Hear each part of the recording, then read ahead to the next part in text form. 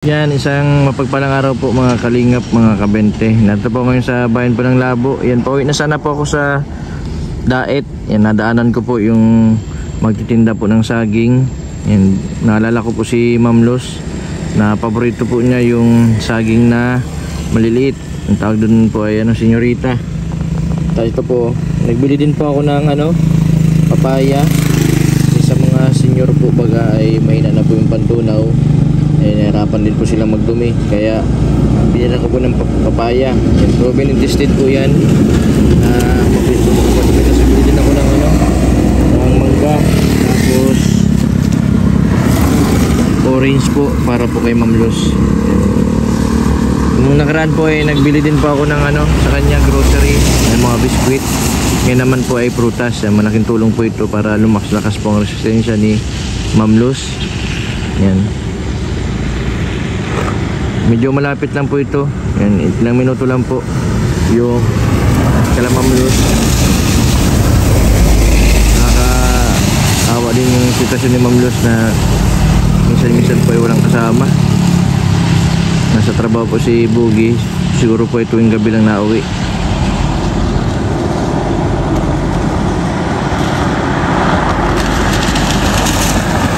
Ito po ay Mount Labo.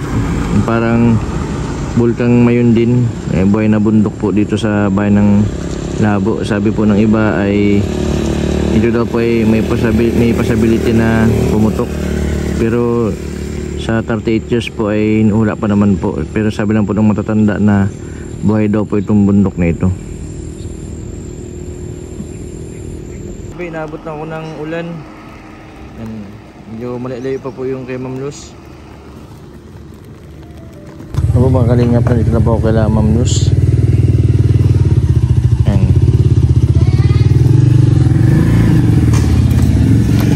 Ito na bukas yung bintana. Ma'am Luz. Magandang hapon po. Ano pong ginagawa nyo? Ay, wala po, nagkakanta. Nandiyan pa yung binili nating biskwit. Ma'am Luz, nagdala ko ng tubig nung nakaraan.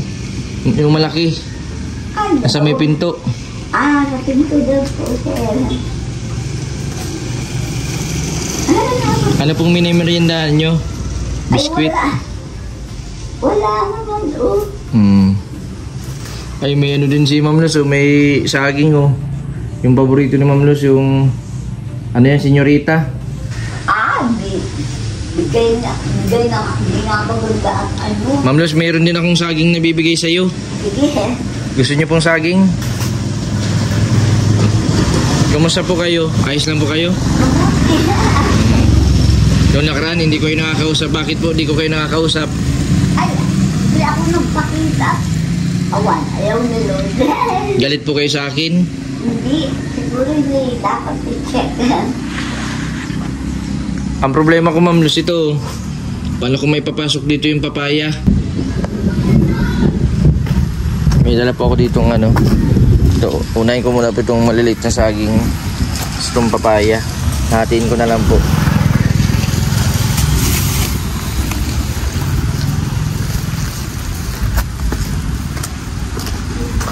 Ma'am Luz, ito Ma'am Luz, Naayan na.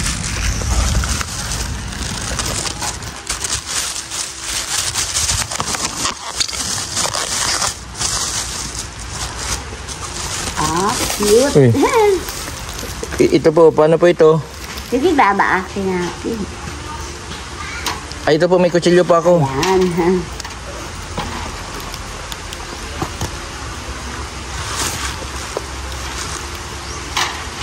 Grabe po, nag-uulan dun sa Labo.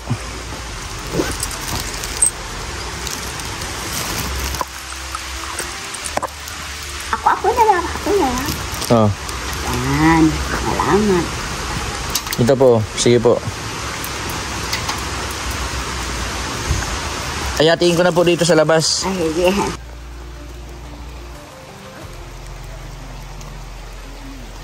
Ihati ko na Ma'am Luz, papaya. Op.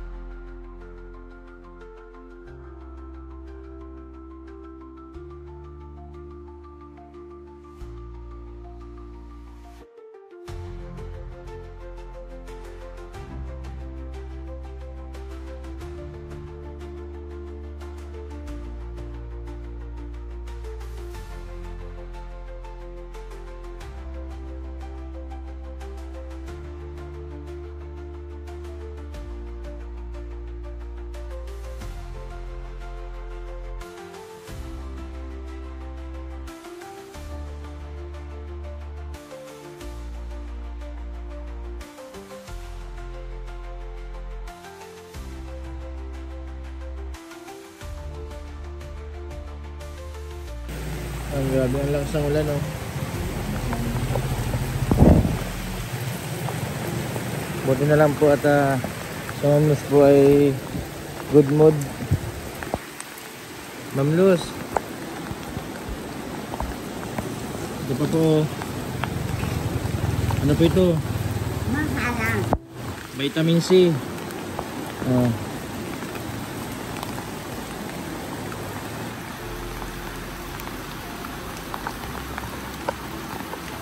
Ma'am Luz, mangga.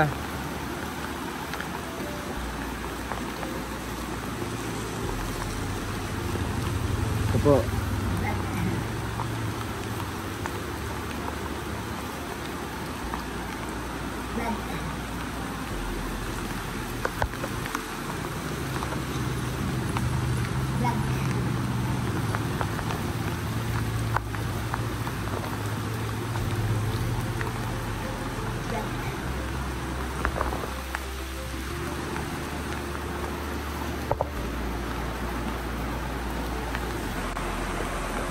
Grabe ang lakas po baga ng ulan. Ay, Ayos lang po kayo dyan? ay, mabuti. Ay, ayos. Dapat doon ka sa balkon. Kaso pag dun po ako sa balkon, hindi ko kayo makikita. Ay, ang naibigay naman ah. So, naibigay ko na po yung ano nyo. Ay, ang biskuit. Ang bigas. Nung nakaraan po, Ha? bigas po, hindi man po kayo makakaluto. Paano kayo makakapagluto? Ay, madali lang. Wala man po kayong lutuan dito. Meron. Eh, ang sabi po nung kapitbahay nyo, dapat yung madali lang makain ang madala ko sa inyo. Bigas. Ano po, Trigo. Milk. Yan. may binili pa po, may binili ba po ako nung nakaraan? Biskuit, wala. ubos na? At pakunti naman. Marami po yun, isang araw lang baga po yun. Wala na. Ubos na. Yan nakiagaw na. Hayaan nyo po, sa susunod po, dadalang ko pa kayo ng maraming pagkain para di po kayo magugutom. Siguro nung nakaraan na yan, gutom si Ma'am Luz kaya wala sa mood. Pag ganito po ay ng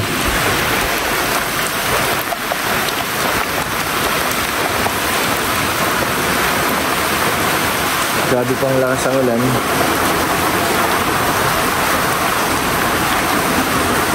Noong nakaraan pong araw ay nagdala pa ko dito mga biskuit, gatas.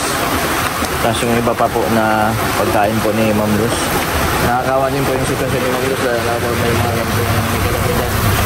May bagyo. Dahil wala pong tama. Nag-isa lang po siya dito. Ang bubong. Yung naman po makalat, nakasarado. Si Ma'am Luz pala kaya nakakasarado po yung pinto gawa ng kapag nakakalabas po ay naano daw yata ito saan po napunta. Minsan daw po pag mainit ang ulo baka daw po makasakit.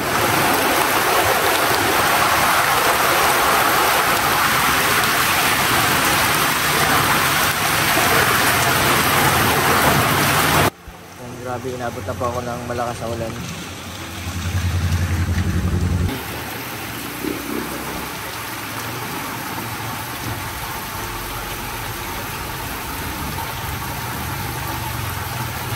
Dito po sa lugar nito ay hindi man po saan yung binabaha. Dito po sa ibang mga sa una-unahan nito ay binabaha. Kawawa din si Ma'am Luz lalo na kapag ganito may masamang panahon. Nakaraan po siguro kaya hindi po naimik si Ma'am Luz gawa po ng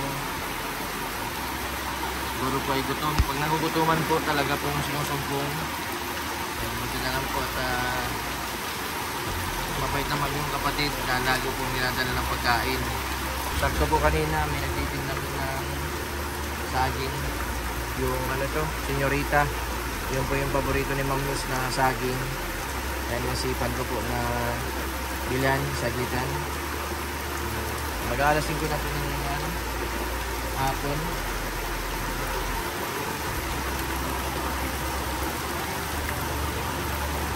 Ito pong ano na ito, Belmonte.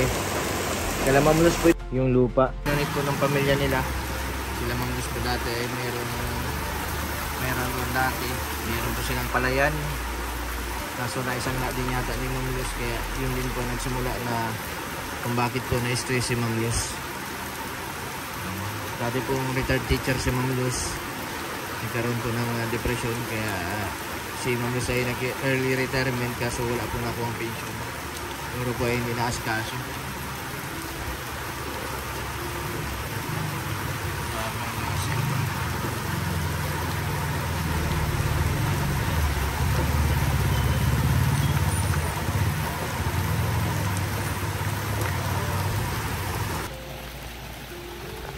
Grabe.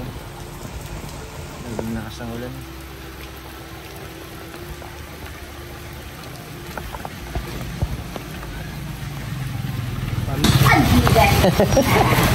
Ano? Po, ano ba yan?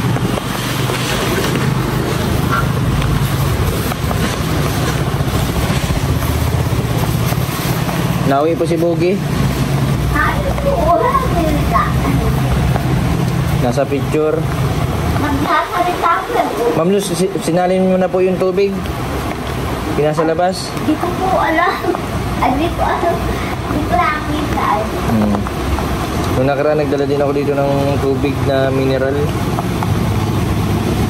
Dadalan ko kayo ulit sa susunod po, ano? Para malinis ko yung iniinuman yung tubig. Mahala, ano? Hindi ang namamahal. Basta po huwag po kayo magpapalipas ng pagkain para hindi po kayo nagkakasakit. Ma'am Luz. Ay, hindi ayaw gusto ng kahit marimot. Ang pag-nagsunod ka kayo, langit yun. Sige na po, magkain na po kayo. Ay, dapat. Bakit po ninyo nasabi na madala ko ng bigas? Wala ka man ditong lutuan sa loob. Aba, lagi ba lang pag may nagat din, may bigas, may milk, complete, pagkita ko lang, sir. Opo, alam po kasi ay wala po si Boogie. Ay, ito nga, di ba niya mawawala? Yun ang sa picture. Hindi lang picture, Oo. nakikita. Sa susunod na lang po pag may nandiyan po si Boogie kasi wala pong ano baka mawala sa labas. Pag nilagay ko sa labas yung bigas, Sabi niya, wala din maluto. siya ang nagkuha ng tubig na yun, siya ang may dala. Yung mga noodles po nasaan? Hindi ko nga ginagamit. Mamaya, Ano ba? pagmuto, Oo nga po. kasamahan ng pansit, anong bihon. Opo. Diba sarap? Yun nga po ay tinan nyo po yung noodles na dala ko, hindi man po ninyo naluluto. Hindi, noon po yun. Hihintayin nyo pa po. Lalo ni Hihintayin nyo pa po na dumating si Boogie. Hindi na ito nga, oo. Kaya po pasamantala, Kaya. kapag hanggang wala pa si Boogie, ang bibigay ko muna po sa inyo yung madaling ready to eat na po katulad po ng prutas. Madala na naman po ako sa inyo ng pagkain sa susunod. Ano po ang dadaling ko sa inyo? Abay, awang uko, mahalang ID na ang kasama. Permitted by God. Akala ko po, Ma'am Luz, nung nakaraan, galit po kayo sa akin, tumatago po kayo dun sa ilalim ng cat-tray. Bakit po kayo tumatago dun sa ilalim ng Ayaw nga ni Sir. Iniisip ko tuloy, Ma'am Luz, na high blood kayo. O, nandun lang kayo sa dulo. Wala yung high blood. Ang palang, tinataguan nyo lang po. Hindi sabi lang ni Sir. Hindi Sir mag-wag. Sabi ni Sir, wag po kayo mapakita. Doon pa naman para usap. Bakit daw po? Ay, paano? Di pa ayos ang obligasyon sa Diyos. Dapat kasi wala tayong... Ang sabi po ni Boogie, wag daw po kayo makikipag-usap. Hindi, gusto niya, bago tayo gumunap, baka umnay na sa Lord, panalo na yun. Usapin mo pagkakalita.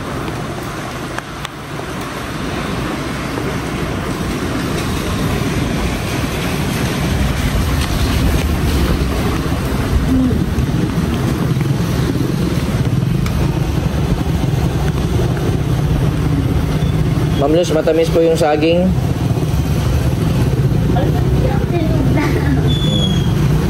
Ma'am Luz, ano pong higaanan nyo dyan? Parang wala kayong wala kayong banig. Dami Ano lang, kumot yata, wala din kayong kumot. Jose, Ma'am Luz, paano po kayo higa dyan? May mga laman, may mga gamit. Ay, inaalis ko yan. Inaalis po ninyo? Tarang dito lang ako. Isa pala. Nasaan po yung banig ninyo, Ma'am Luz? Abay na ako. Kaya lang. Ay, may banig. Nakita ko yung bago. Dapat po, bago ang banig po ninyo, ano? Dapat. Kumot. Kumot. Kailangan nyo po ng bagong kumot as ano, banig. Ay, sir naman, Lubay. Dari, dala ng mga kailangan. Opo. Pati ang nananakaw lang. Saan po nagtatrabaho si Sir? Si Boogie? Aba, devoted dyan sa group. Di nawawala. Kaya natakbo. Ang bilis ang nawala na yun. Buti na lang po, nandiyan po yung kapatid ninyo, ano? Lagi po kayong dinadala ng pagkain po yung tanghali. Sa gabi po, dinadalan din kayo ng pagkain? Si Sir, ang nagpapunta sa amin. Si Boogie po nadala ng pagkain sa gabihan. At siyempre, marami siyang nilutong na tinapay. Opo, yung tanghalian po yung kapatid ninyo. Ay, di. Binibigyan lang niya para magbigay dito. Ay, malabas naman, hindi naman ako. Nabigay po dun sa kapatid niyo si Boogie, tapos binibigay niya po sa inyo. Binibigay. Kaya, Ma'am Luz, baka pwede naman yan, no? Bubuksan nyo lang po yung pintuan na yun, tapos saraduhan na lang dun sa labas. Pwede man yata yun. Siya nga po. Ay, siya nga. Kakusapin ko na lang po si Boogie pagbalik. Pagka nag-ausap po kami. Magsabi ka na. Politiko naman po yan. Politiko. Hindi. Hindi man po yan si Boogie. Siya silang bador. Troso. Tubig, agua. Door. Pintong shepherd. Pastor na. Yan po nasa picture, ano po yan, konsehal. Konsehal po yan dito sa bayan ng Labo. Nagustuhan nyo po yung ano, yung dinala kong manok. Yung chicken po, baga.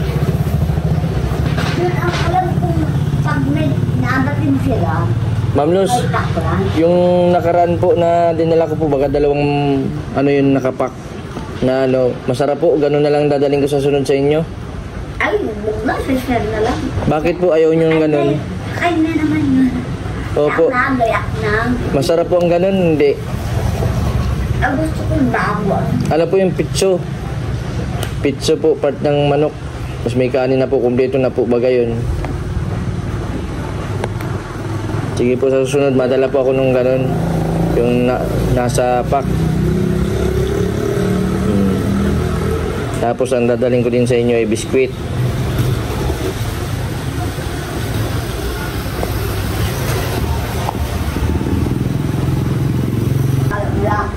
The Lord loves you. Sige po. Ang kakain. Diyos na send. Kung kayo'y pinadala, saan kayo kakain ni Sir? Opo, si Lord po yung nagpadala sa akin dito. Kanina po, pauwi na sana po ako sa Dait. Naisipan ko po, nakita ko po yung paborito nyong saging.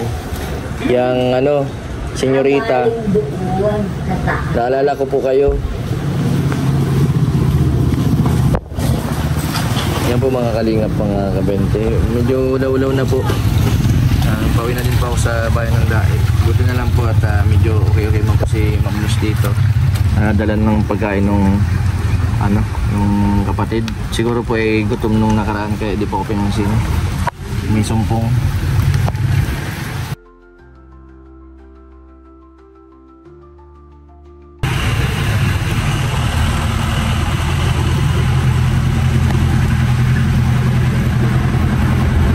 Ma'am Luz, nagkain na po kayong ano, kanin kanina. Baka saktan po ang tiyan nyo yan pag puro saging po ang kain nyo. Paborito po ni Ma'am Luz yung mga prutas. Kaya minsan po pag nadaan po ako dito, napunta ko doon sa unahan po sa Sabang, kaya Parkali. Yan, prutas po yung binibili ko din pag may nadadaanan po ako. Kasi yun po ang madalas po na kainin ni Ma'am Luz. Hindi po siya mahilig sa mga ano, mga parang Jollibee. Yung mga loot, mga ano po. Hindi pwede parang bilang meron mo sa mga manipit na ano,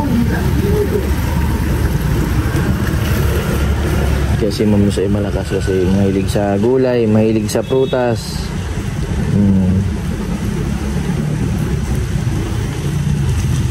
Sa dilata, Ma'am Luz, mahilig ka din po? Hindi. Sa karne, mahilig ka din po? Ibig sabihin, Ma'am Luz, pag mahilig sa karne, madali ang buhay.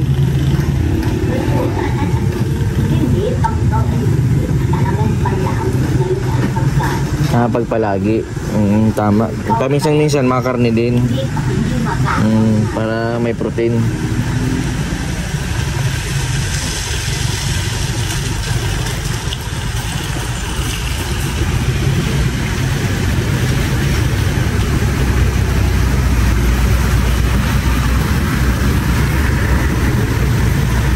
Ma'am Luz, papunta na din pa ako.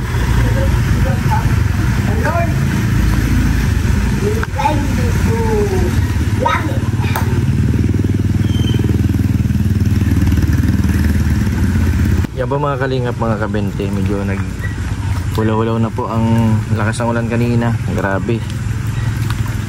Buti na lang po at tumigil po yung ulan.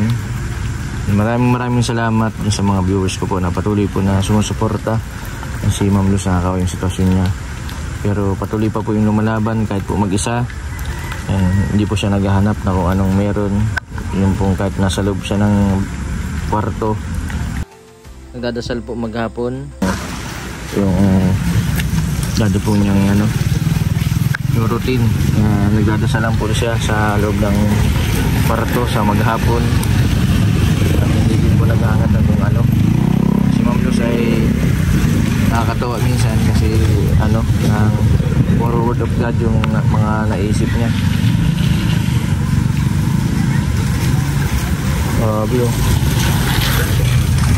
Kaya po makapansin po ninyo mga kalingap, mga kabente, na punuan po yung tricycle. Bira po ang dito.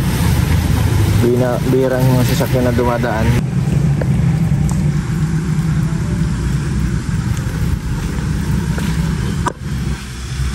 May matulog na yata si Ma'am Luz. Ma'am Luz, bye-bye po. Sige po. Yan po mga kalingap, mga kabente, si Ma'am Luz. Ito na lang po at medyo nakakausap po ngayon. Nung nakaraan po ay sinataguan ako ni Ma'am Luz na siguro po ay sabi ni Ma'am Luz kanina ay sinabihan daw siya ni Sir na huwag magpag-usap kahit kanino. Pero siguro hindi naman po siguro na kasama kami dun sa hindi kakausapin. Siguro na lang si Ma'am Luz. At si Ma'am Luz po, lagi po ako pag napunta po ako dito, lagi ko pong kinakausap si Ma'am Luz. Nakakatuwa kasi kahit po ganyan si Ma'am Luz nasa loob ng kwarto at minsan nalilipasan ng pagkain ay hindi po nagkakasakit.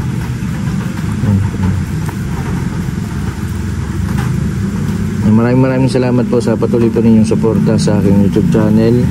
Sa mga hindi po nag-skip ng ads, maraming salamat po.